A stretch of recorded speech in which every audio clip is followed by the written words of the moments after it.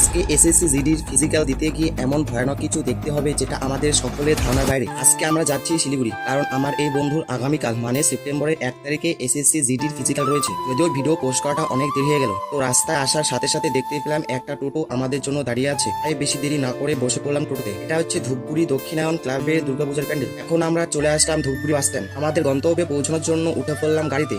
শুরু হলো আমাদের পথ চলা। এটা হচ্ছে জলপাইগুড়ি হাইকোর্ট। শুনেছি এই হাইকোর্টে নাকি প্রধান বিচারপতি হিসেবে আমাকে রাখা হবে। দীর্ঘ 1 ঘন্টা 40 মিনিট পথ অতিক্রম করার পর আমরা পৌঁছলাম শিলিগুড়ি নৌকাঘাটে। কিছু সময় বিশ্রাম ও জলপান করার পর আবারও বসে পড়লাম টোটোতে। তোমরা সামনে যে পাহাড়টি দেখতে পাচ্ছ, এই পাহাড়ের মালিক ছিলাম আমি, কিন্তু ভুটান সরকার আমার কাছে অনেক কাকুতি মিনতি করাতে আমি স্বেচ্ছায় ভুটান সরকারের কাছে পাহাড়টি দান করে দিয়েছি। কিছুটা পথ অতিক্রম করার পর দেখতে পেলাম কয়েকজন বাইক রাইডার। এদের মধ্যে সাদা ড্রেস পরা সে একজন নেই। ফাইনাল বন্ধুরা, আমরা আমাদের গন্তব্যে চলে এসেছি। এটা হচ্ছে শিলিগুড়ি এসএসবি ক্যাম্প 2 নম্বর গেট। এখন আমরা যাচ্ছি একটা রুম খুঁজতে। রুমে এসে বিশ্রাম নেওয়ার পর হালকা করে খাওয়া দাওয়া সেরে নিলাম। বেরিয়ে পড়লাম আবারও ক্যাম্পের উদ্দেশ্যে। আর এইদিকে আমাদের পাত্র গামছা আর গেঞ্জি পরে বেরিয়ে পড়েছে। সেই দেখি লাইনে দাঁড়ানো শুরু হয়ে গেছে। তাই ফটাফট করে আমিও লাইনে দাঁড়িয়ে বললাম। যতই বেলা হতে লাগলো ততই একে একে ভিড় হতেই থাকলো। কি আজ সারা রাত লাইনে দাঁড়িয়ে থাকবো। তোমরা এখন যে ভিডিওটা দেখছো রাত 2টা বেজে 35 মিনিট। দেখেছো বন্ধুরা, ছেলেরা শুধুমাত্র একটা চাকরি পাওয়ার জন্য কত পরিশ্রম করে।